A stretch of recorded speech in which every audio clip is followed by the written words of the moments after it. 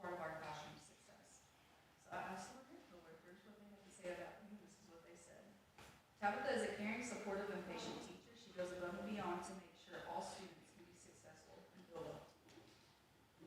This is my second year working with Tabitha. She is the sweetest and extremely helpful, the most extremely helpful person in and out of work. She goes out of her way to help anybody. She's always smiling and has a good spirit. She loves her students and tries to find several ways to educate each student. I'm so blessed to be working with Mrs. Tabitha Wise. Finally, as the saying goes, tough times never last, but tough people do. Tabitha embodies this spirit entirely. She turned her experience as a novice teacher into a foundation of strength and understanding. She has cultivated an environment where students not only learn the curriculum, but also learn what unconditional love and acceptance are. We are proud to have such a powerful example of perseverance and kindness leading our students. All right, Employee of the Month for December is Ms. Tabitha Wise.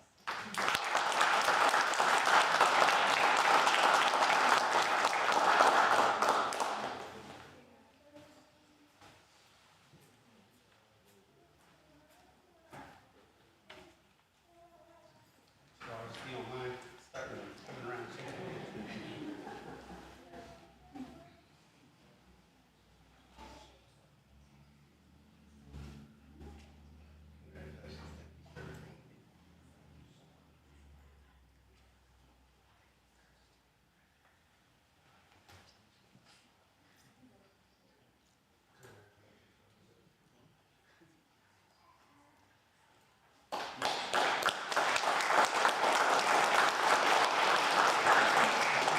Oak Grove, Ms. Peck.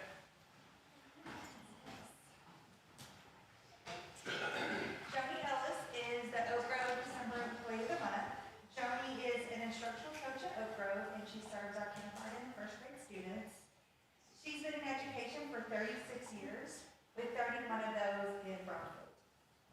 Joni works hard every day, arriving with a positive attitude and a genuine willingness to help anyone in need. Whether teachers within or outside her PLC, colleagues, office staff, administrators, or students. Ann is willing to, hey, want to come to basketball game with me? To take 90 kids to the tournament. She consistently offers support without seeking recognition, simply because she wants others to succeed. Always ready to step in whenever needed. Joni is knowledgeable, resourceful, and dependable, finding answers when she doesn't already have them. She does all this with professionalism, kindness, and a smile, making her truly one-of-a-kind employee, and Oak Grove is very fortunate to have her. Congratulations.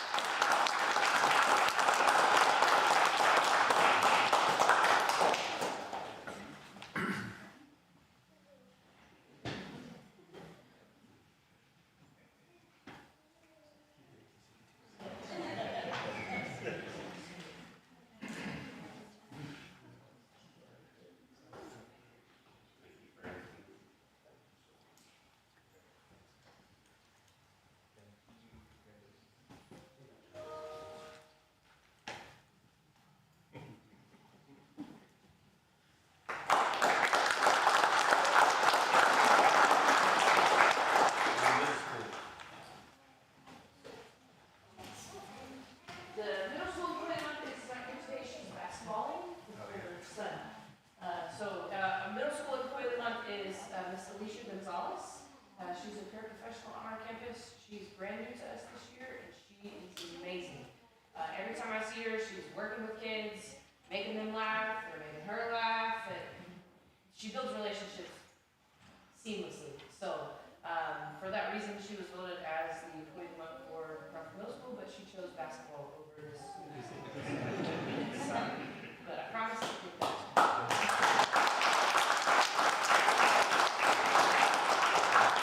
In high school.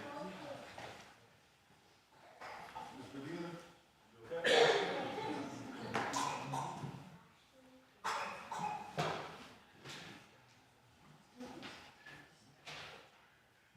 Okay. Just making sure. Good evening. I got Ms. Martha Medina in front of me. She's our employee of the month for December at Bradford High School. A little bit about Ms. Medina. She's in her 20th year in BISD. She started as a substitute teacher in 2005. Ms. Medina has worked at Brownfield High School for the last 7 years in several roles as a special education aide and now our ISS aide. The favorite part of Ms. Medina's job is working with our students. This is her quote right here. As BHS has the best faculty and staff that she's been a part of thus far. Her hobbies include she loves to read and play bingo. Her favorite quote, one kind word can change someone's entire day. Here's some thoughts I thought about as far as you, Ms. Medina.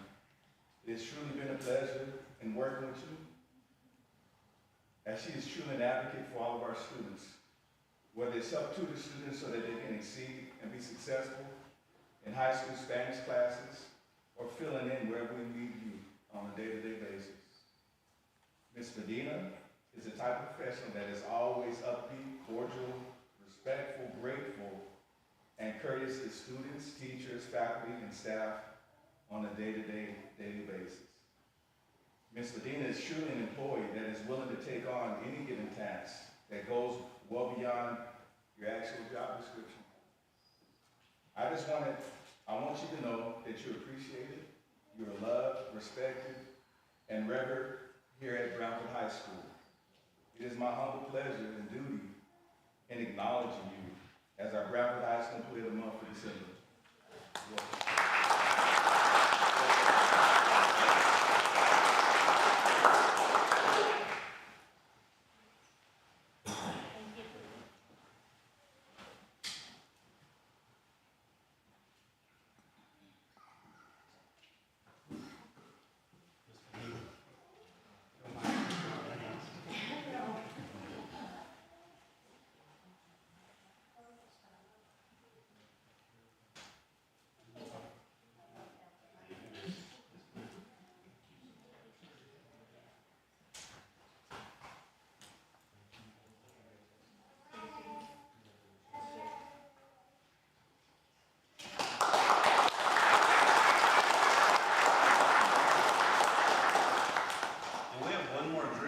Martinez, if you want to come up, if Rising Cubs Learning Center, come on up.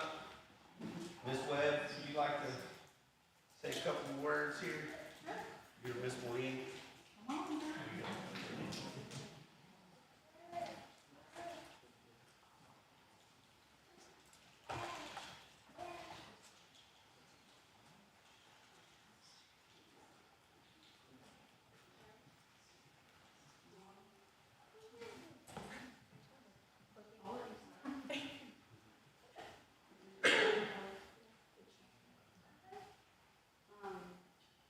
Rising Cubs has been off to a great start so far. We are fully staffed as of now, so we're happy and excited about that. We have 3 classrooms with the 4th one developing now. And this is my incredible staff. We couldn't do anything without them, so I'm truly grateful for them all. We've got 3 kids enrolled right now and several more starting in January. So we're looking forward to having the rest of them join us. But thank you all so much for everything y'all do for Rising Cubs. I appreciate y'all very much.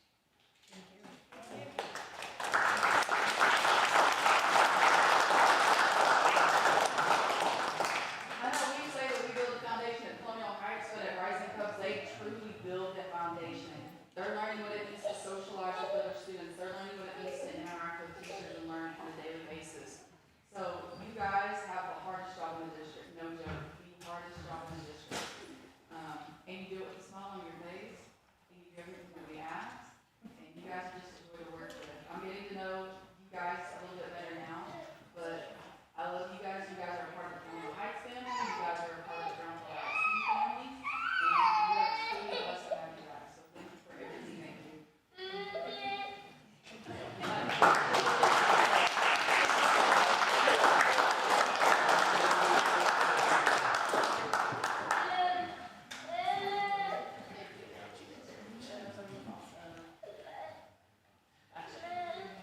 Yeah, I'm gonna take the award ceremony.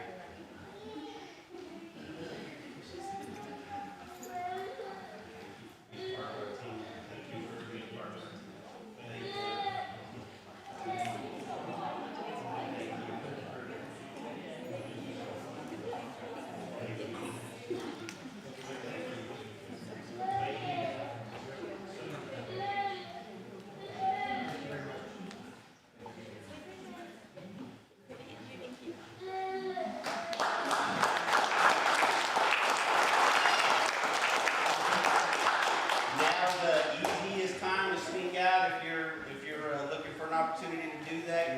stay, but if you're looking for a good time to slip out, this is it.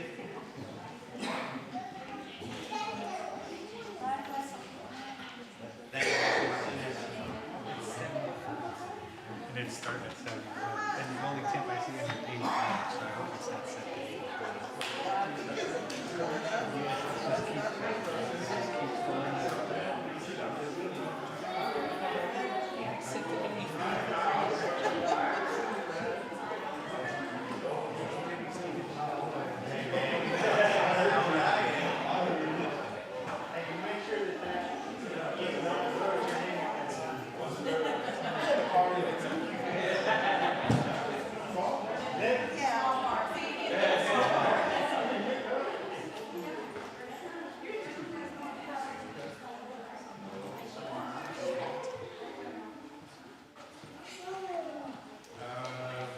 We're gonna do the academic as a part of my goal portion, so we're gonna skip that part and we'll go to the athletic report. Coach Johnson or Mr. Rowe, whoever. I'll give it this time, CJ. Saved me last time I was on my deathbed.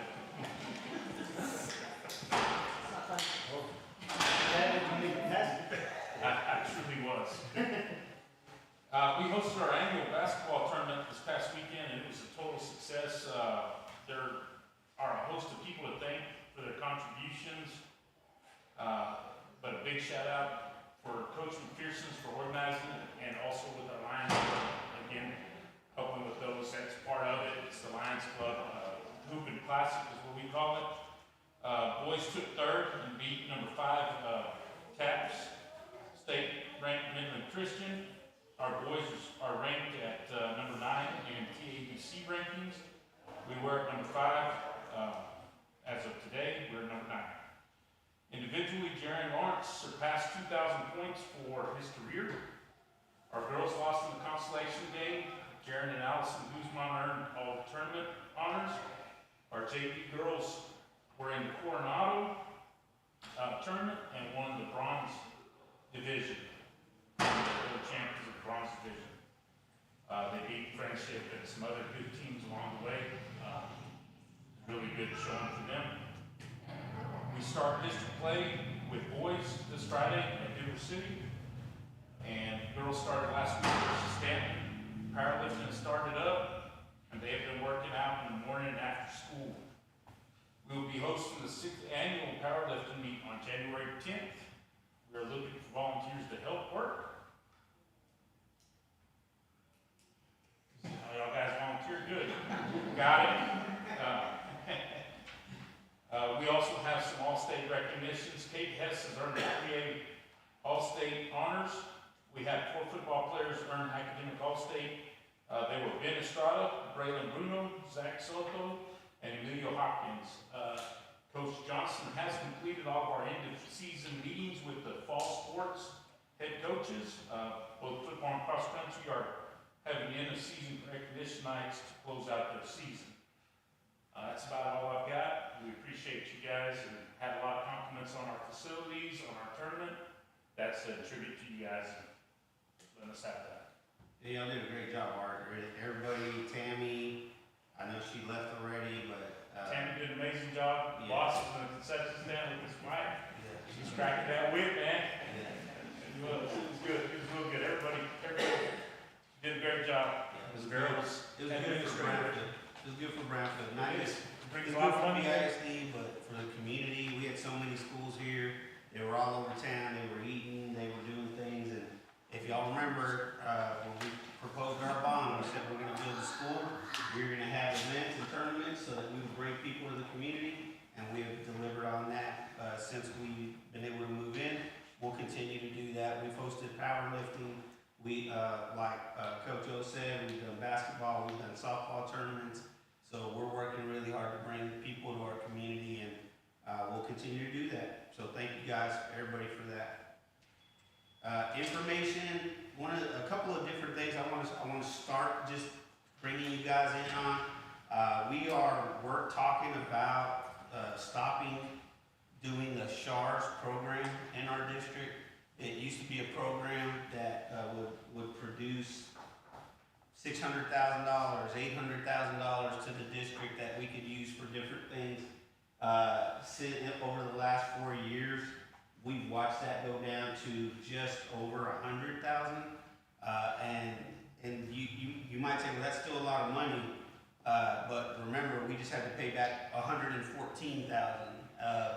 And then the other part of that, the things that have to be done in order to even claim that, is really very tedious. It's a lot. They work very hard to deny any claim, and it's kind of got to the point where it's just not worth it.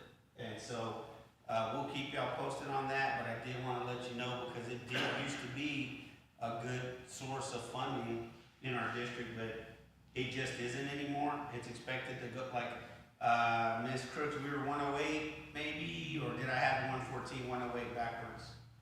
We paid, we had a loss this year. We received from, it's called TMHP, the Medicaid program.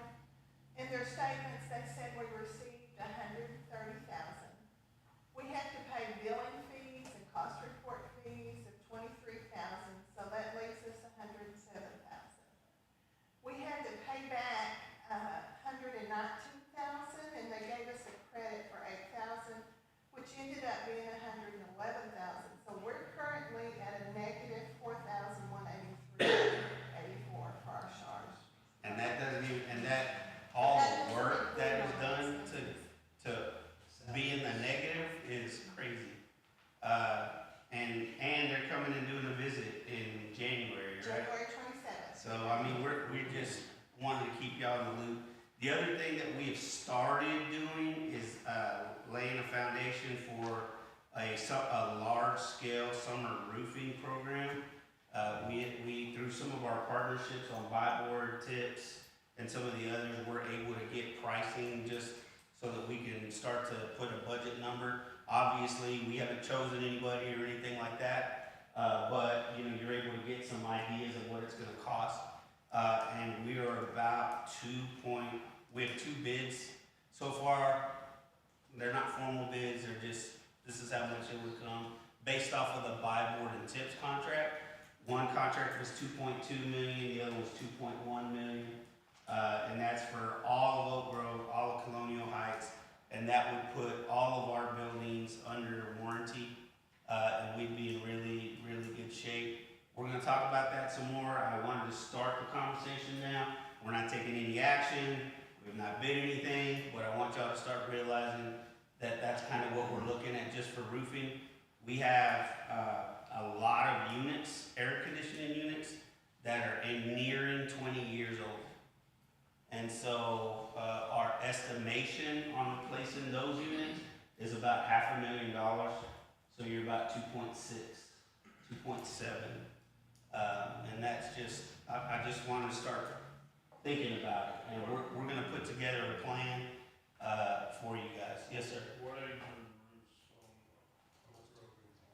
are the roofs on? They're both out of warranty, so that means that they're at least 15 years old. And so, or older.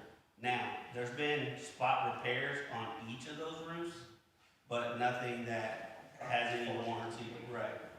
So they're both in need of complete roof repairs. They don't leak right now, and like there's no, oh man, we're in dire needs of this, but with the rising cost of materials, work and roofing, it's kind of now or in a year from now, it's 3.5 million. So we're kind of looking at it from that perspective. That's one of the things that Mr. Keeler, Caleb, and myself, and Ms. Keeler have been working on through our contracts. And that's going back with the same high-load style roofing, which is a 30-year roof. So that's a good thing. And there's actually we just learned about, I just learned about this, Mr. Keeler may have already known about this, but insurance companies are starting to cap what they will pay out on the roof if you don't have a certain kind of roof. And what they're capping it at won't even cover like a replacement. So if a catastrophic storm comes through on those 2 buildings, there's no warranty. you're looking at a full roof replacement. But even if you went back with the TPO, which we are not, it is all capped at $1 million payout. So there's things like that we're having to look at, but we're putting that together, and we'll be talking about it a lot more in the spring. But I didn't want you to be, well, you didn't even say anything about this, so that's kind of one of our goals, to put together a plan and a financing or payment options on that too. What's the age on our middle school? Middle school is broken up in there. So we finished the last third since I've done, but it's all still under warranty. The whole part of it, I can get you exact years, but the whole roof is still under warranty at middle school. So that would be less than 15. Yes, sir. Okay. Yes, sir. Because we just finished the last part of it. Yeah, like 3 years ago, 2 or 3 years ago. Is it TPO? No, none. We have high load on every building except for this one. And the high school's not. Yeah, high school's high load. High school's high load. So, yeah, it is. So just wanted to give y'all that. Getting ready for the break. I also want to remind everybody that we have canceled school on Friday. So Thursday is our last day of school. So just a reminder of that. Tomorrow we'll be going around campuses and taking pictures. Actually, I'm gonna get my admin to help us take pictures of quirky sweaters because the credit union has again sponsored that competition for us, where we have cash prizes to give out to students and staff who participate. So looking forward to that. Enrollment, we're sitting at 1591, which we're kind of holding steady. I'd like to be at 1600, but I like the number being stable, especially as we end the semester, because that shows that we're probably going to be holding in that area for the most part. And so that's our hope, is to finish above, right at or above 1600. That's something we really want to try to do. Mr. Keeler, monthly financials. You have before you the monthly financial report as of November 30th, 2025. The first document you have there just shows the monthly breakdown that you have there before you. The top half, or the top two-thirds, is at the function level, just like you adopted the budget back in June. So you'll see those expenditures based on a monthly basis at the function level.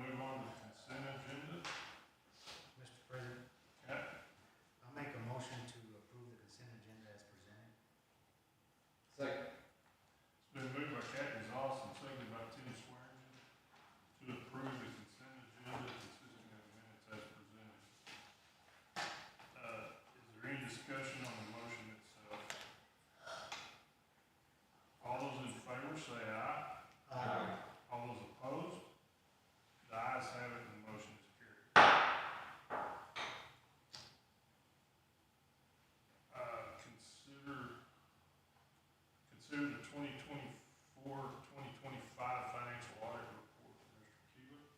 Last month, you had Casey Gass here that presented the draft of the copy, which, we wanted to go ahead and get that completed. We were waiting on that final compliance, statement and issuance from the federal government, which we did receive and got that. So we do have a final draft of the copy. There are no changes to what was presented the last month. Now it's more or less, this will allow the board to take action on the audit, as was presented, last month from that standpoint, which will allow us to finalize the certificate of the board, which will be signed by the board secretary and the board president at this point. So it's our recommendation to approve the audit as was presented last month from, Mr. Casey Gass. Mr. President, Tim? I move that we accept the audit report as presented by Bollinger, Seeger, Gilbert, and Moss for the 2024-2025 fiscal year ending June 30th, 2025. Second. It's been moved by Tim Swearengin and seconded by Matt Baldonado, to accept the administration recommendation to accept the audit report as presented by Bollinger, Sanders, Gilbert, and Moss for the 2024-2025 fiscal year ending June 30th, 2025. Is there any discussion on the motion itself? All those in favor say aye. Aye. All those opposed? The ayes have it, the motion is passed. So we'll take one and pass one. We're gonna go back and actually, guys, these, anybody wants to see a copy of the goals right here, I made extra copies for you guys as well if anybody wants to. You guys are a big part of achieving these goals and that transparency is important for anybody, so.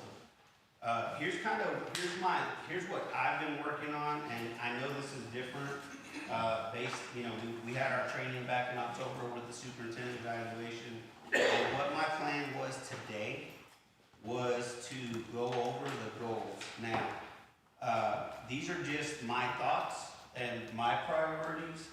These are not final, we're not approving any goals tonight. But here's what my plan was, and again, please feel free to give your input. Obviously, so that we can map this out going forward.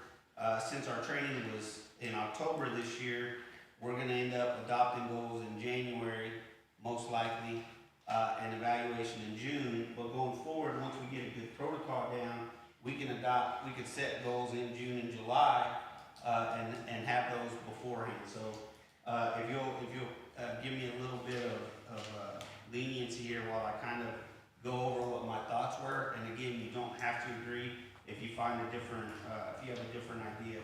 My thought was to present for you the goals and some of these we talked about in that board training.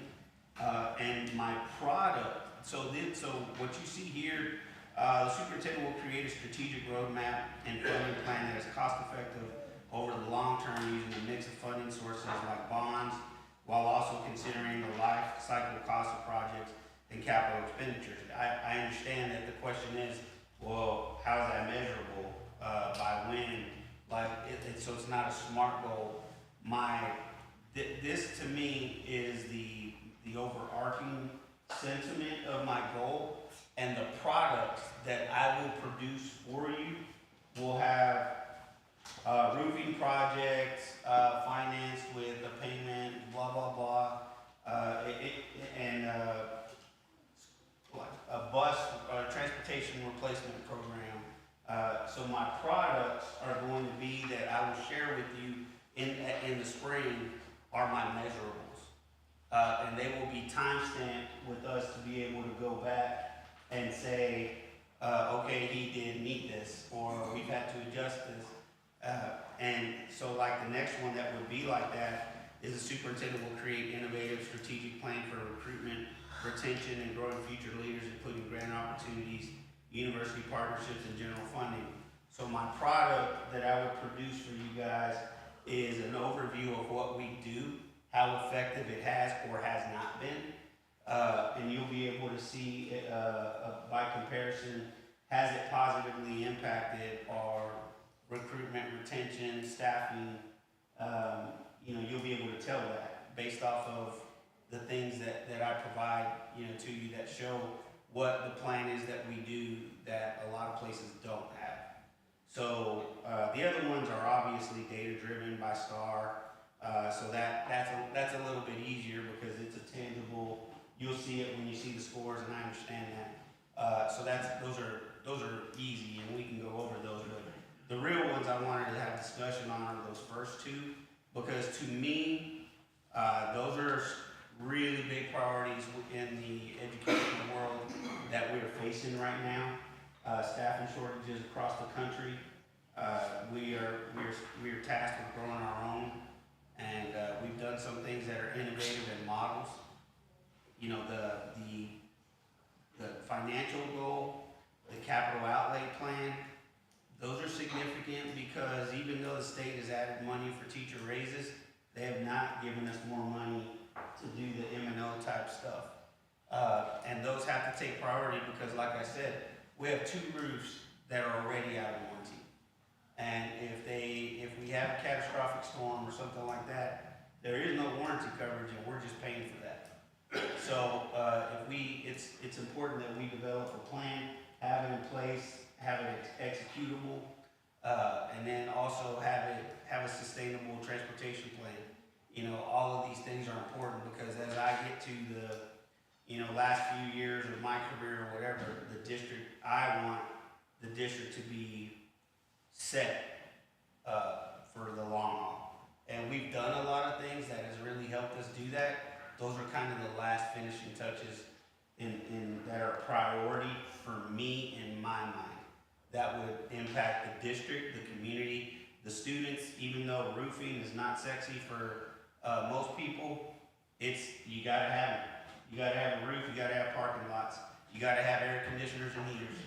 And it's gonna require some outside the box thinking, some innovation, some budget finagling in order to make that happen. We're gonna have to combine resources, and that's not always easy. And so that's why I'm making it a priority that we're spending a lot of time on developing. So that's my spiel. I'll welcome any questions or discussion on how you'd like to see this demonstrated. The other thing that we can do is I can meet with you individually in January as we come back from the break, talk about some things that maybe you would like to see, where it's just you and I having a conversation, and then come back together for a board meeting, and then really hash it out. If we go into closed session, hash out some goals, and be ready that way. So that way, I've given you my priorities. You'll have an opportunity to give me yours, and then we'll be able to come together in January as a group in closed session and produce the goals that we think will lead this district moving forward. That's my plan. That's my vision for this process. If y'all would like to talk about a different way of doing that, I'm definitely open to that.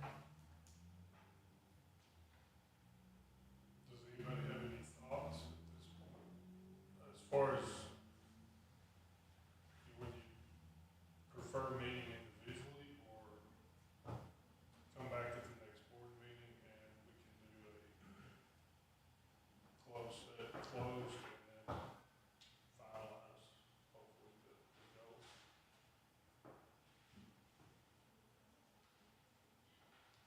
I'm okay with meeting individually.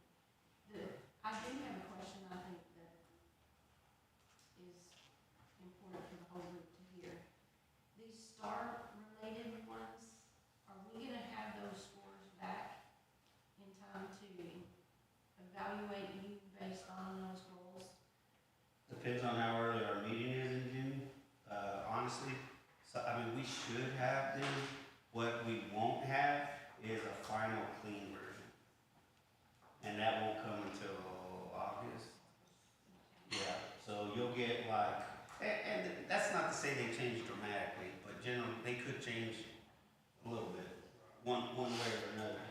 So, yeah, we should have them, especially by the third week of June, we should be able to have those. And some of these, the M class, we should have those, that'll for sure be, we should have for sure have that. CCMR might be different, because it's not, it's a lagging indicator. And sometimes we don't get CCMR final list till October.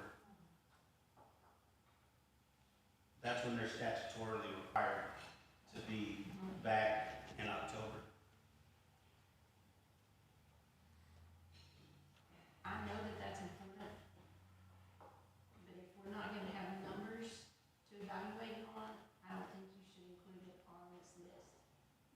Maybe include it for the next year, Yeah. like to account for the lag, but it's not fair to you to put it on there and then we don't have any data to say yes or no, and it's gonna end up. Right. I appreciate that very much. I do feel like we will have them back, and that's something if we end up. No. I can take CCMR off for sure, because that one I might not have back, not accurately. Because here's what happens with CCMR. They send you a list to clean up. You have a certain amount of time to clean up your list and send it back. And then they send you a final list to check, and then you send it back. And then they give you your final score, but that could be October. Right. I'm with Carrie on that. I don't think it's fair to you, and no offense, but I don't think it's fair to the board either, because Yeah. we're gonna, I mean, you could make a decision there that's not totally fair to the individual trying to make the decision. So I think for both sides, it's not a, My thought in it Final was, reports are July 14th. For that, for CCMR. No, for STAR. Start. Only problem with July is that's the new contract year. But, I mean, I guess it doesn't matter. We could do, I guess we could move, if y'all want, we would have all the data back at least in July. So not do eval in July, until July. And then all that would happen is this, if the board decided to give a raise, they would just retro pay for whatever month, you know, it, so like if you decided and it was already payday in July, so in other words, I keep my same pay, and if the board decided to give a raise, I would get the new pay in the next month, and it would include a catch-up. right. So that's fine with me too. my thought on it was, if we decide to use something like this, not STAR, but use our own in-house one, because all the campuses are doing their own goals. I mean, you could, Yeah. I don't know. That way you wouldn't have to wait, you know, because we have our own data here. Yeah. Well, we will have our growth data, if Right. that's what you mean. That's what I mean, yeah. Yeah, we will have ours for sure. And sometimes our goals are obviously different from the states because our priorities are a little bit different. And they just do their goals for everybody. So, I mean, we could look, that would be awesome too, actually. I think we should either do one of those two things, either wait until July to do your evaluation when we have everything, or change those numbers and base them on whatever each campus is doing. Yeah. Campus-based growth. Yep. And not so much STAR data. I'm okay with that too. Absolutely. Cause at the end of the day, if they're not cutting it, that means I'm not cutting it. Well, it would show in the STAR at the end Yeah. anyways too, so. Yeah, so, I would think it would be reflective. absolutely. If the campuses aren't cutting it, that's a reflection of, Or it depends not, because you know how the state is, and they change the test, so. yeah. The good thing about doing it that way is we control our own measures in terms of Yeah. what we use to test. Now they're, you know, norm reference and all that stuff, but like that's one that's what we do. So I'll give an example. You text me and Miss Vera, you don't have to go verbatim, but give an example of what your middle of the year, what you saw middle of the year. Yeah, so the NWA predictions showed growth in every area from their previous year STAR scores. Everything was positive, so everything should, at the end of the year, be higher than what they came in. That doesn't mean it's 90, it just means it's higher than, And that's, did you say that's cohort? Mm-hmm. Okay. and that's, you know, we'll at our January meeting, I'll probably have a little, we'll talk with the admin group on what our academic, presentation is gonna be. I may just have every campus go over their middle of year data, like, all at once, because if I break it down, by the time you're getting middle of the year data from Oak Grove, it's April, so it's not middle of the year anymore, you know? So that may be our next, That's just a snapshot. yeah, just like give us a one, like, how did we do middle of the year compared to beginning of the year? And that may just be what we do in January on every campus. So, and there are areas like that we're still gotta work on. You know, transparently, we have areas that, you know, we haven't grown as much as we want to. But there's other areas we're doing really well. So it is very transparent that way, because it's our kids, our assessment, you know, are they growing? You know, so I like that actually. Because again, if we're not cutting it, I don't have much to say. I don't, there's no. Well, I think it's more indicative of what our kids are doing. Absolutely. And what what are we doing what we need to do to help our kids? Yep. As opposed to try to, take the Austin standard, which we all know how great that works. Yeah. No, that is extremely fair. I mean, it really is. It's, like I said, our kids, our assessment based off of our expectations. At first I didn't like it, but I'm coming around. I like As it. long as our assessments are gonna be predictive Sure. of what the state's gonna use to measure us, which right now is the STAR. Right. But like for example, now it's not official. EA has not. I was thinking of wrestling. NWA has not. They have not officially awarded them as the new STAR test for the new accountability system, but they're going to be the leader, and that is what we use. So it would definitely be an indicator of how we'd be doing in 2028 when, if that's what they go with, which they probably would. It's between them and Pearson. So, yeah, I like that. Thank you. That is extremely fair for us, for all of us. So it's safe to say we'll see the middle of the year snapshot when next month? Yeah, in January, I'll get all of our campuses, we'll go over, I mean, it might just be like a one pager, this is how we're doing it middle of the year, and then, of course, you'll be able to answer any questions. I bet you we could even use these 24-foot screens here and on the other side, so it'll be cool. Wow. Any other thoughts on the goals?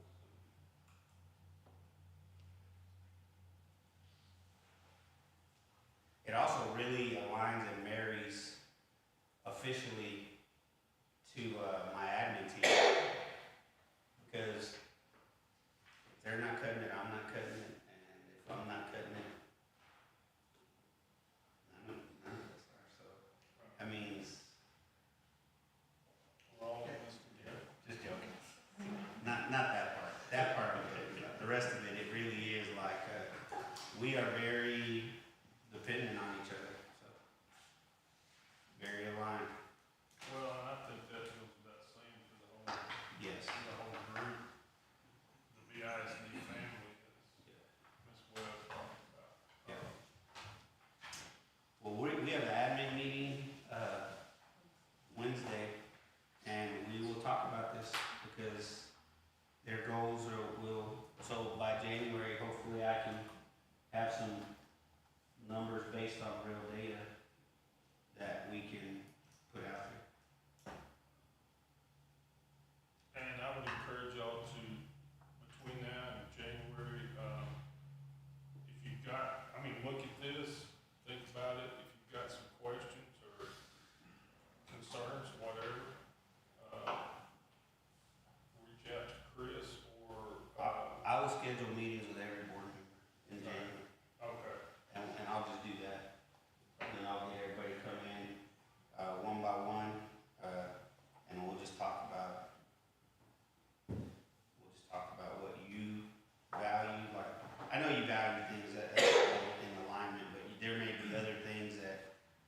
not a goal, but it's something that you think we should, really work on. Because we're not, we have those areas, but. And I would like to reiterate that we are actually running half a year behind on this process. Right. Various reasons for that, but moving forward, we'll get these goals set. Hopefully in January, we will do the evaluation June, we'll plan on June. Could it possibly be July? Yeah, it won't change as much. And then, at that time, we will also be adopting a new set of goals for a full year, for Chris. So, I know there's been a little bit of confusion on how that's gonna look, but as, kind of like the transition with the fiscal year, this is a transition in superintendent goals and that process. So we're just shaking it all up. So, but we'll get it straightened out, and it will be running smoother in the future, I promise. So, anything else? No, just, Off topic, did you hear anything about the buses? we have not got anything back on, from them, although today I did have to fill out our report that did officially say we have buses that do not meet the safety requirements, which was obvious. Still got, Schools in the state of Texas, will be able to answer that, yes. there's so many, they talked about a grant, TEA, it's actually gonna have to come from the legislature, because TEA doesn't have the money to fund, busing retrofits. The busing, the estimated cost, Mr. Keel, do you remember, was it 65 or 75,000 to retrofit a bus? Just over 60. Just one. One, and a new bus is 100, like 120. Didn't Brian say some of them they wouldn't? Oh, yeah, well, none of our people that we use, Yeah, and nobody around here. But also, he said if we do it, it also voids the warranty. Correct. Correct. So, I mean, to me, it's not really an option. I would rather just retire, we have 2029, we could retire those buses that are not compliant, and, if my goal, if we uphold that, we should be fine, because all the new buses come with it. So in the next 3 to 4 years, there's gonna be a lot of buses on the market. Absolutely. Used buses. Absolutely. But none of them will be seatbelt compliant. storage facilities on Yeah. wheels. Yeah. People, you might get a good deal on buying one and converting it to a RV or something. Yeah. But that's just Texas, though, right? Yeah, it's just Texas. Because mechanically, they're designed to withstand. Yeah, they're million mile, they're supposed to be million-mile vehicles. And one of our animals does have like 700,000. Of course, it's a 1999. Yeah. Older than our roof. Yeah. But not as old as the parking lot, that transportation. Does anybody else have anything else? I did print out y'all's, training, April had emailed me today, and so I did print those out for copies for y'all to see where we're at and we've got time, but I did print those out just kind of as an FYI. Oh, thank you. I know.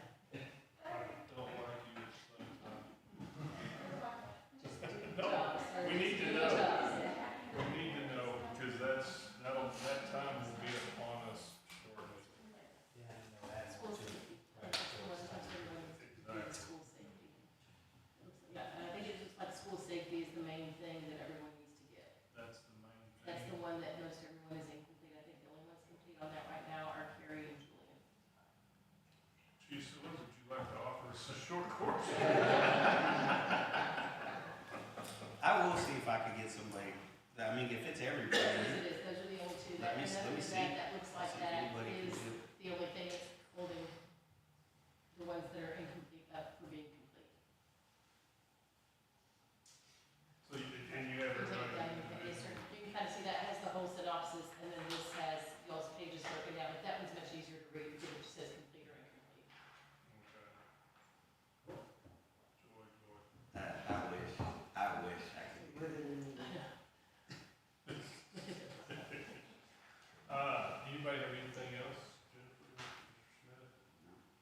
Just, nope, not too much going on over the break. I mean, there's break, basketball, our boys are actually playing in Corpus. They're going to Corpus. They saved for that trip, so. Wow.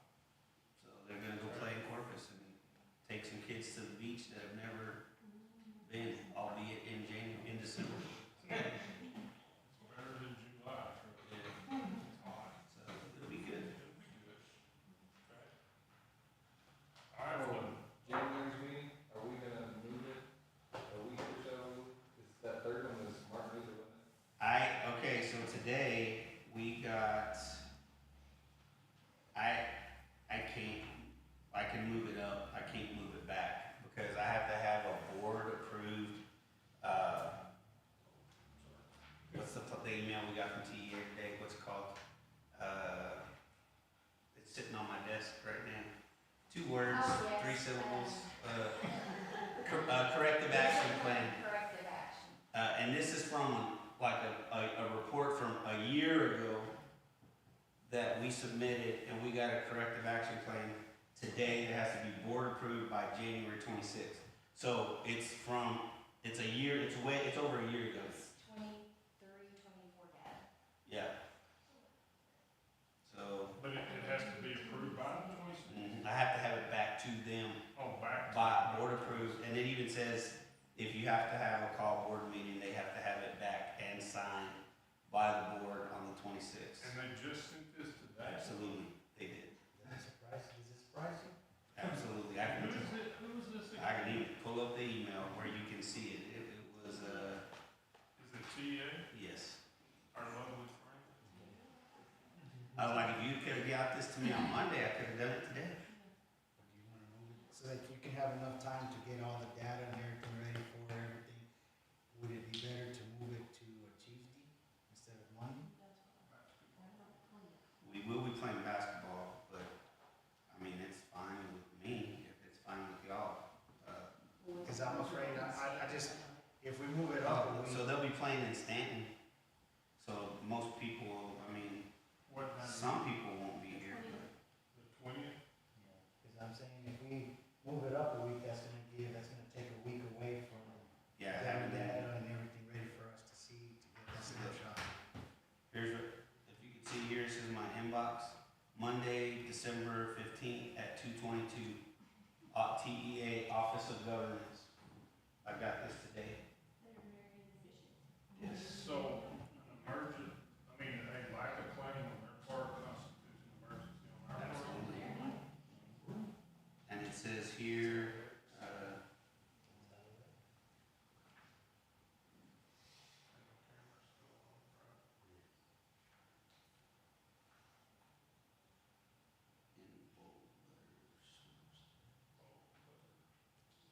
That makes me even want to drag my shoes when they do the phone. It's in here somewhere. It's, Oh, I take it. So, oh, here we go. No, so I'm good. The board must hold a special meeting unless the next scheduled board meeting is prior to the due date of January 30th. So we're good. It's due January 30th. okay. But again, this is from 2023.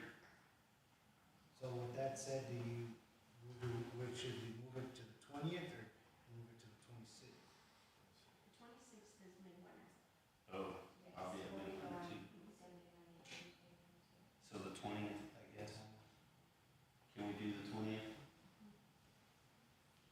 I can.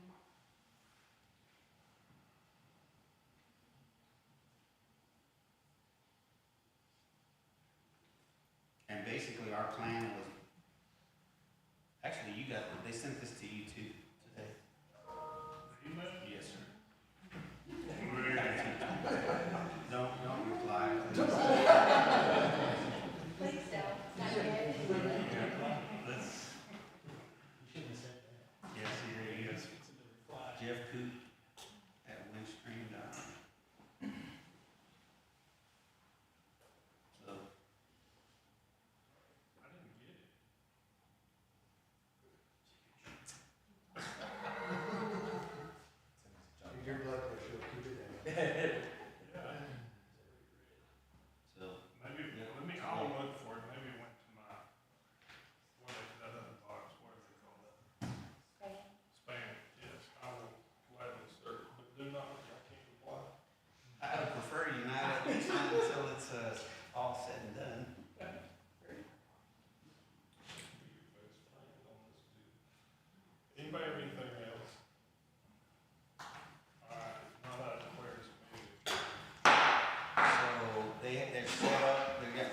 steak for us tonight. So if you wanna go, the table set out